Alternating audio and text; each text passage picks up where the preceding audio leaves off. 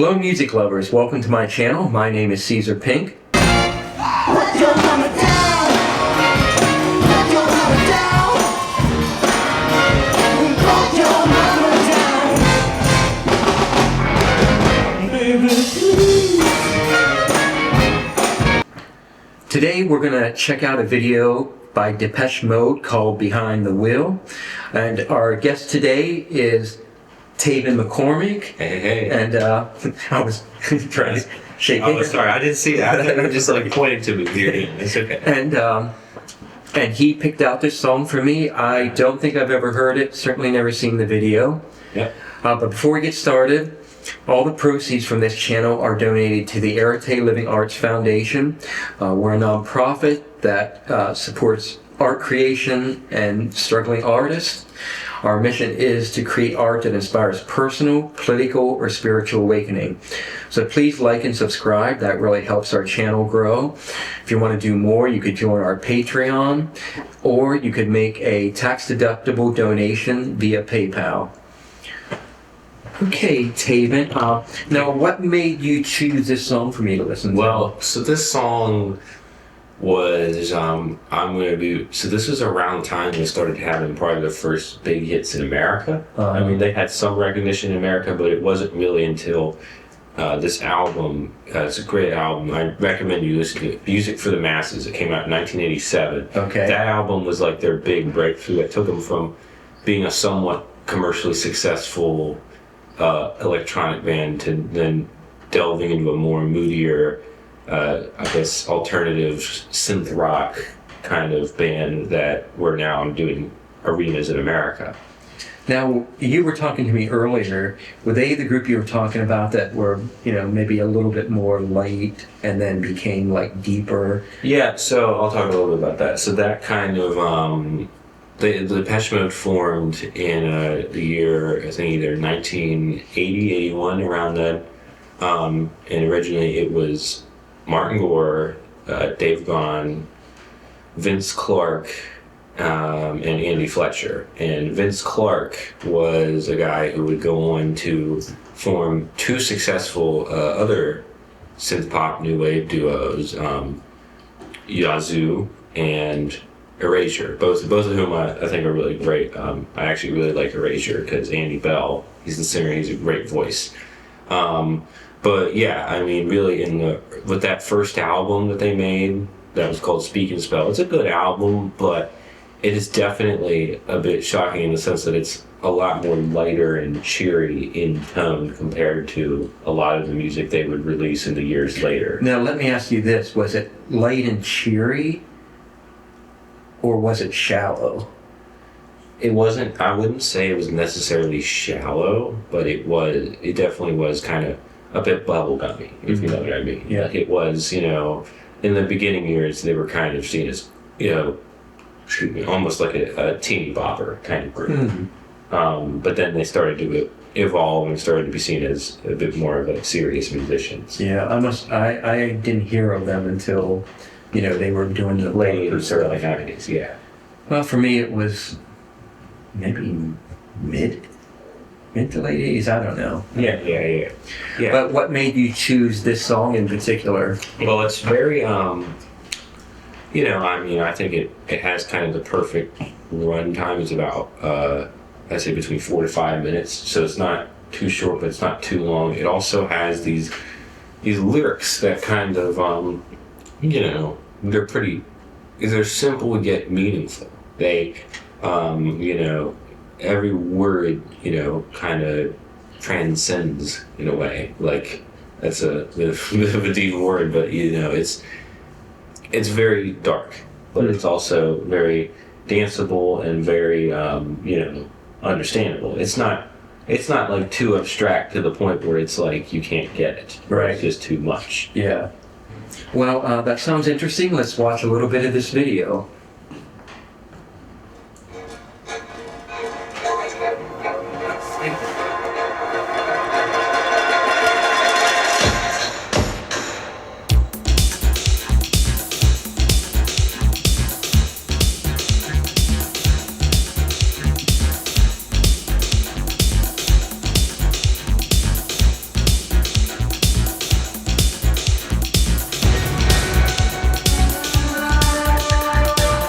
couldn't stop it already and tell you my initial reaction was, I'm saying to myself, oh, is this some like dark artsy, or is it funny? Like some of it seems like a little comedic. So I'll provide you a little bit of context for the video. So the guy who directed the video, he's a guy named, I might butcher his name. His name's Anton Corbin. And Anton Corbin, I've heard of him. yeah, he's a famous, he mainly directs rock videos. The other famous artist, he's worked with many, but one of the other famous artists other than Depeche Mode that he's worked with on videos is actually U2. He worked on a lot of the U2 stuff. I think he might have actually have been the one who shot that cover and some of the videos for the songs from the Joshua Tree album. So, I mean, I feel like that kind of provides the context. But his music videos and his photography always have this kind of almost kind of gritty noir kind of vibe behind them. Yeah, yeah, it's actually beautiful camera work.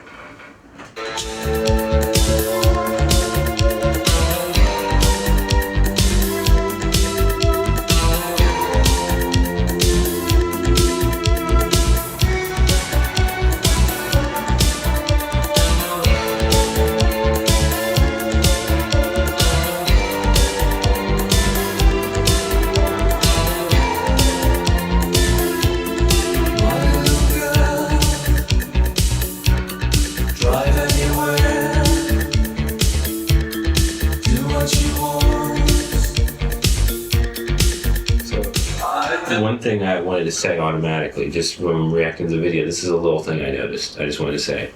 So I noticed how when the woman comes up on her, I think that's a Vespa or something like that. Notice how he took the crutches and he just threw them. He didn't care about them anymore. So I almost feel like maybe he was trying to look for a ride from somebody, and he was maybe trying to get a sympathetic view. So he put on crutches as like a way to get people to feel bad for him. So then once this woman comes on, he's just like, screw it, and he just throws them back, and then he gets on the Vespa. That was a very cool little detail I noticed. I don't know if you noticed that, but I noticed that. I saw it, but I didn't think about it. But what I was thinking is that it suddenly looked like French New Wave cinema. You know about that? Yeah, I'm a little familiar. Yeah, it's just like a kind of a low-budget film movement in France that made a lot of great films. Yeah. But the Vespas and that whole look worked. Yeah.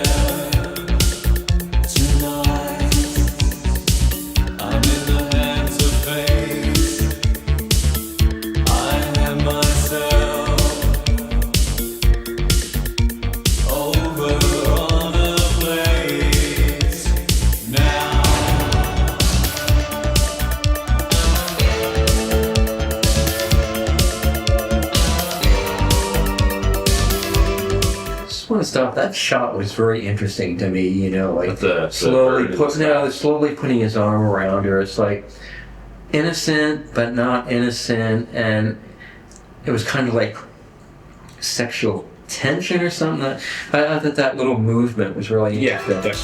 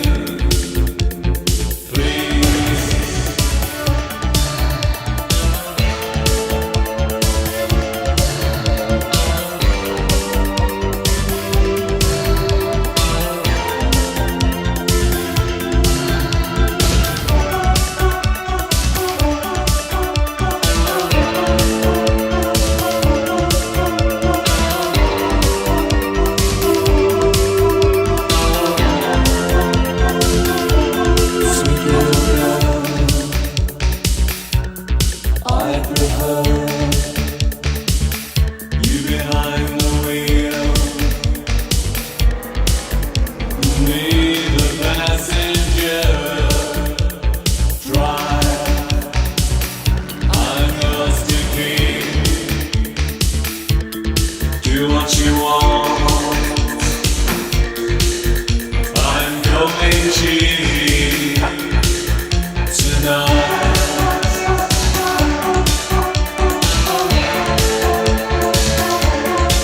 I also wanted to mention real quick.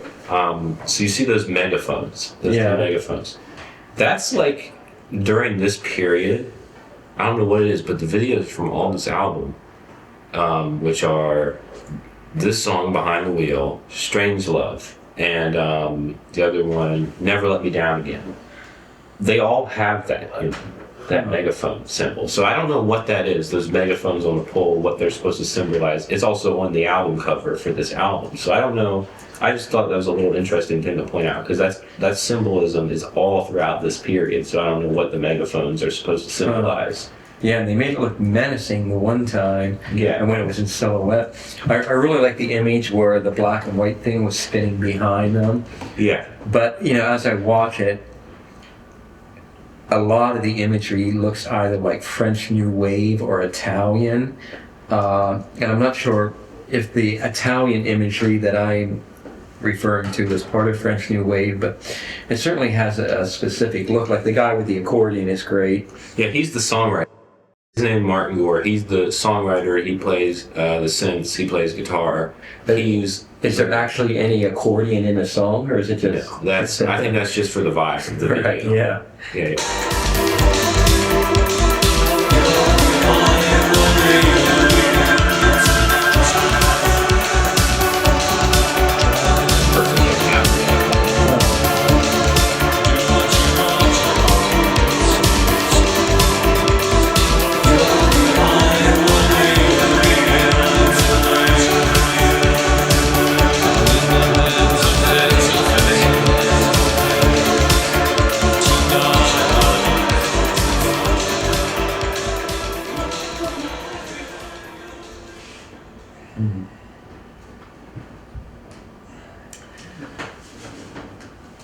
Wow, I was expecting it to be a long video, but I was very engaged and it felt short to me actually. Yeah, it's about 4 minutes. Yeah. Very interesting visually. Now, do you have any other thoughts on the video? Well, so I think this is a video that when I first heard the song "Behind the Wheel," so the album version of the song is actually a little long. It's the video version that is a little faster and a little more danceable is 4 minutes. The album version is more like 5, maybe even 5.5 minutes. Like it's longer, and the intro is longer too. I think it's a little more instrumental, but yeah. So there's just a major contrast there. Now, did you feel? I mean, I didn't pick up on the lyrics, but do you feel that the imagery directly relates to the lyrics, or no? In a way, I mean. Okay, well, let's look at the lyrics. Would you mind reading some of these? So the first part of the song, he says, "My little girl, drive anywhere, do what you want, I don't care." So I think what he's saying is he wants his lover, the woman he's with, his lover, he wants her to be in control, and he wants her. He doesn't care if she kind of takes over his role, It's kind of by her role, his role, you mean like the traditional male leadership role? Yes, I think one of the things you will notice a lot in a lot of Depeche Mode's lyrics, this is actually a common theme, is kind of going against the mold of a traditional relationship. They actually had a song or a little earlier in the career that is more directly about S&M called Master and Servant. And but that song is actually interesting in the fact that it seems like it's about S&M, but it's also about like politics and about capitalism and about how the dynamics of that kind of mirror real life. Yeah. About being somebody's on top and somebody's on bottom. Yeah. And that's a serious. I recently read a psychology book about that thing, that like the S&M dynamic is throughout our life everywhere we go. Yeah, and but that's a big thing in their music, is they talk a lot about using things like S&M or a non-normative relationship as a means of kind of exploring life and using that as a really a broader metaphor than just what you see. I mean, the thing about Martin Gore in Depeche Mode is one big thing you will notice is that whenever people ask him, what are your songs about? He says, well, I kind of want that to be open. I kind of want my fans to interpret it however they want. Yeah. Let's go on with some more lyrics. So it says, tonight, I'm in the hands of fate. I hand myself over on a plate now. So I feel like he's saying that like he's giving himself over to somebody is what he's saying basically. Yeah. He's giving himself over, and again I feel like, as I said earlier, and what you'll see throughout the song is he's willingly submitting to somebody. Yeah, it's almost like he's reiterating the first verse, but in a little bit more extreme way, like kind of upping. Yeah, and that's actually what you'll see throughout the whole song is he kind of says the same thing but in a different way that kind of communicates differently. Okay. So now it says, this is kind of like the chorus, I guess you could say. He says, oh little girl, there are times when I feel I'd rather not be the one behind the wheel. And I feel like there he's kind of like, he's saying that not only is he okay if she doesn't, if she takes the control in the relationship, if she's the dominant one and he's the submissive one, there's almost times where he says he feels that's what he wants. It's not just something he's okay with. He wants it. This is what he personally desires in his relationship. Now, something interesting related to that. I mean, I have known some dominatrix, Yes. and their customers would tend to be powerful business people who had to be in control all day at their job. Yes, but in their sexual life, Yeah, they wanted somebody to like put them down, and they wanted to wanted to be on top. relinquish control for a period. Yeah. So then, next part after the chorus, he says, "Come, pull my strings, watch me move. I'd do anything, please." So I feel like this is kind of like, he's saying. So now he's saying to her, he's not just describing. He's saying, "Come, please do this to me. I want you to pull my strings. I want you to make me your puppet." You know, and I really think it could have a sexual meaning. It could have Like a day-to-day life meaning. Or a day-to-day life meaning, a political meaning, or whatever, an emotional meaning. He's saying, "Come, pull my strings. I want you to be control of me. I want you to, I want you to be the ringleader," is what he's kind of trying to say with that. And then he says, what was I? Oh yeah. Then he repeats the same part as before, as kind of in a similar way. He says, "Sweet little girl, I prefer you behind the wheel and me the passenger." So saying like he's using, so notice how in that line, and really that's the point of this whole song, it's called Behind the Wheel. Notice how he's using dominance and submission in a way that isn't necessarily sexual, because he's saying about a car. He's talking about, somebody's driving the car and somebody's the passenger. So he's using that as a metaphor. Yeah. And he's saying, I want you to be the one behind the wheel. I want you to drive the car, and I'll be right next to you, or in the back. I'll be the passenger. So I feel like that's interesting how he's using that driving the car metaphor to mean that. That's something I think very cool. And it's interesting, when I heard the title Behind the Wheel, my first thought was like, oh, that sounds like a cheesy classic rock, like behind the wheel, you know what I mean? Like a big, like macho type thing. And I was curious how they were going to do with it. So, but it definitely subvert your expectations. Yes, absolutely. Let me scroll this up a little. Okay, so then it says, drive, I'm yours to keep.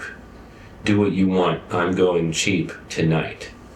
So, I guess he's kind of trying to say he wants, I don't really know how to say this other than the literal way. He wants to he wants to be like her slave. Her, whether it be a sexual slave, emotional slave, whatever. You can do with it what you want. He wants to be her metaphorical slave, and he wants her to take control of him. Right. in a Yeah. way. Mm-hmm. So that's kind of, again, that's kind of repeating what was said before. And then he says, I'm going cheap. I'm wondering what that means. Yeah, that one Going confused me a little. Because that's a bit like, maybe that's a bit of like an abstract way of putting it, or that's a bit of a, maybe they wanted to kind of throw you off with that line. Yeah, that one threw me.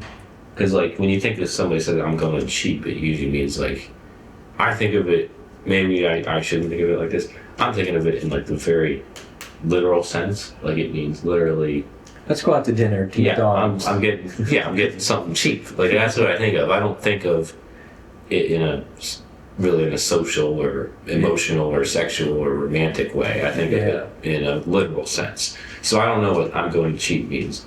And then then the rest of the song, he kind of repeats the same line. He says, "You're behind the wheel tonight." He says that. And so I guess that's kind of just reinforcing the themes of earlier. So, and then you just see the songwriter, Martin Gore. But you will notice in the video and on the track, the singer is Dave Gaunt. He's the one who sings. He usually sings the lead vocals. Sometimes Martin sings. But usually he's the lead singer and he's singing Martin's lyrics. He's singing Martin's songs.